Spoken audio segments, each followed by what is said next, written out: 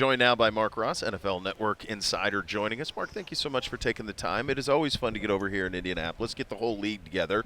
One thing we always talk about is how you get here on a Sunday, Monday, and you have some preconceived notions, and then by the time you get to the end of the week, a lot of times it's very, very different. What is your typical combine week experience like? Well, the end of the week is people are all hungover, having nights and nights of drinking. So let's just be honest about That's that. true. People That's are the real fresh truth. at the start and they're ready Play to like roll. champions. And Yeah, that's right. No after excuses. three Play like a nights, it's champion. 3 in the morning. It's like, That's right. oh, gosh, let me get through this. But, Yeah. I've been saying this, like now it's changed so much.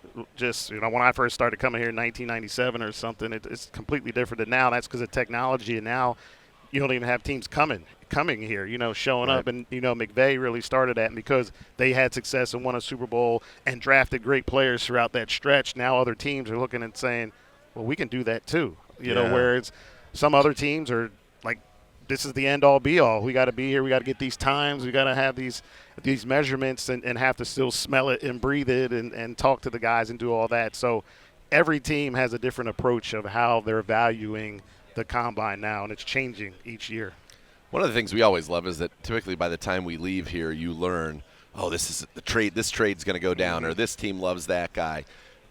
When you're here, what are you trying to gather in your time here? Like, what are the top goals you have in terms of your information? Yeah, gathering? the conversations are always key during the day, during the night too. Yeah. A lot of it, like honestly, I'm joking about that, but No, nighttime is where the magic happens, and dudes are Prime, getting deals JW, over a fillet. So it's that's a real thing. It's the information gathering and just talking and gaining insight of the landscape and what possibly could happen, what the value is for players, and so this has always been that forum for.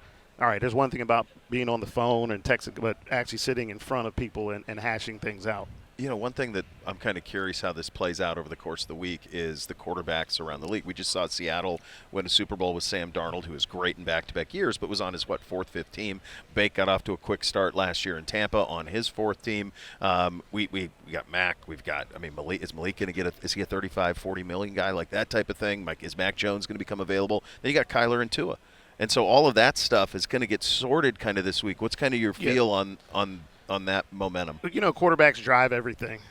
That's the end-all, be-all. Quarterbacks drive the conversation every day, all day about what you're going to do. And, for the Sam Darnold, I've talked about this a lot, where in the draft process, at free agent process, there's always those outliers that teams always say, well, we can be the next this. That's and right. Sam forever will be talked about as we can do like that. We get the reclamation project and do that. He'll always be talked about that way. Sure. And that gives the team new hope, whereas before it was, well, we got to have the first pick in the draft, or we got to sign a big time.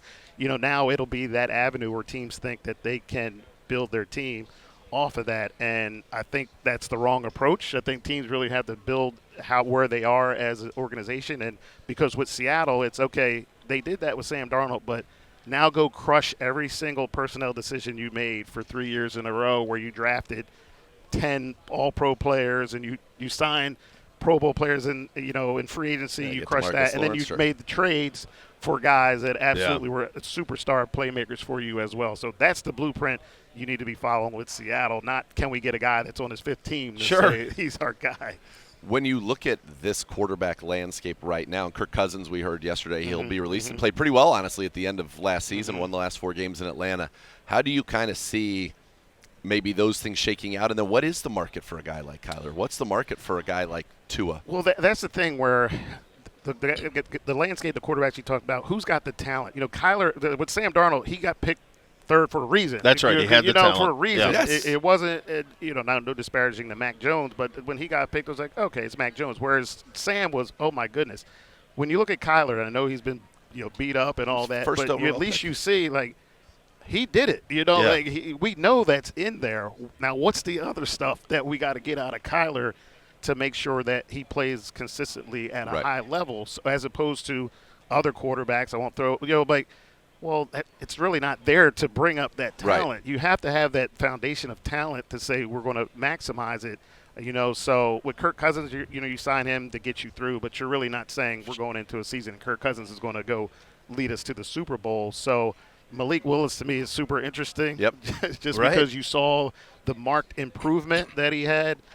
Now it's a small sample size. So you're betting on, all right, well, the small sample size that he showed us when he had to start and when he had to play was really exciting. Now can we build on that? I do think, to the point that you were making earlier about the copycat with Sam Darnold, part of it you need to make sure you have people with talent, but I think there's a part of it where you're going to see teams look around the league and say, take Mac Jones, for example. Oh, you went to quarterback finishing school with Kyle Shanahan, and this is the best you've looked. Sam Darnold, by the way, before he went to Minnesota, where was he? He was with Kyle. Malik now with Matt LaFleur, who clearly has been very good with quarterbacks. You could take the guys that were in Minnesota, Kevin O'Connell. There's kind of, and then Bake was with McVay, and that kind of what he thought. There's almost a group of coaches that I think are going to raise the value of the people that come spend time there because you're saying, oh, I've seen this. People get better from being here. I want that. Yeah, just like players, you have your all pros, you got your middle. There's coaches are the same. Like there's very few franchise quarterback coaches, that can get it out. All coaches aren't made the same, and this guy could go to this system, that coach, and not be better than goes to this guy. He gets something out of him, and that's been proven. It's not the McVay tree. Those McVay guys, a lot gets talked about it, but the results have been there. Liam Cohen goes down to Jacksonville year one. Trevor Lawrence looks like a different guy because whatever magic he sprinkled into that guy, it changed him. So, that's really what you're looking for in a coach is who can make guys better and transform these guys. What's interesting is even Daniel Jones, who looked great to start this season, but he said going to Minnesota and being with Kevin O'Connell and seeing what they did in their quarterback room, the way they prepared, completely changed his career.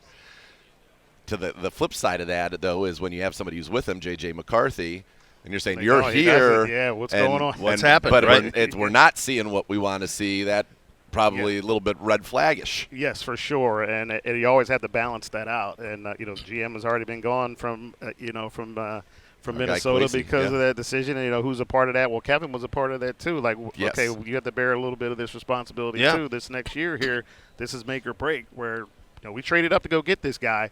We're not seeing the results just yet. So how much are you actually getting out of him? Is there a domino that you think in that world will have to fall first? Like, is it Malik? Is it like Arizona with Kyler? I'm so intrigued by that. Like, what the market is, how they get out of it. Is it a cut? Do they find a trade partner? Like, is there a domino? You heard yesterday Omar Khan with Pittsburgh saying that it'll be sooner rather than later on Rodgers because all of a sudden if he doesn't come back, is there going to be another player paratrooping into there? Or do they actually like Will Howard and want to roll that way? Yeah, the Malik decision, that's cut and dry as a free agent. Go bid on him, go get it. The Kyler one is more complicated because he's still under contract. You got to work out the particulars of all of that. So, on one aspect, it's Malik with the clean cut and dry, and then Kyler, to me, opens it all up where I think that's going to be fascinating where, as I mentioned, like there's got to be something there. For sure. He's talented. There's no doubt. So his, to me, is more intriguing as opposed to Tua. His skill set is skill set. He's not going to change. We're talking about the older guys. They're not changing, where those two are the wild cards for me. What do we learn from, and this kind of ties back into Sam Darnold, but what do we learn about Justin Jefferson, Jackson Smith, and Jigba? How important it is for a quarterback to have that guy, and for an offense, it doesn't always have to be a receiver, right? It could be, I guess, a superstar running back. It could be a great pass-catching tight end, but that you've got to have that one weapon that teams have to game plan for. Yeah, especially nowadays, as good as these defenses are, okay, I'm not going to put a 10-play drive together, but I know on a big third down, Justin, go get open, and talk about Jackson Smith and Jigba, up until the Super Bowl where they just.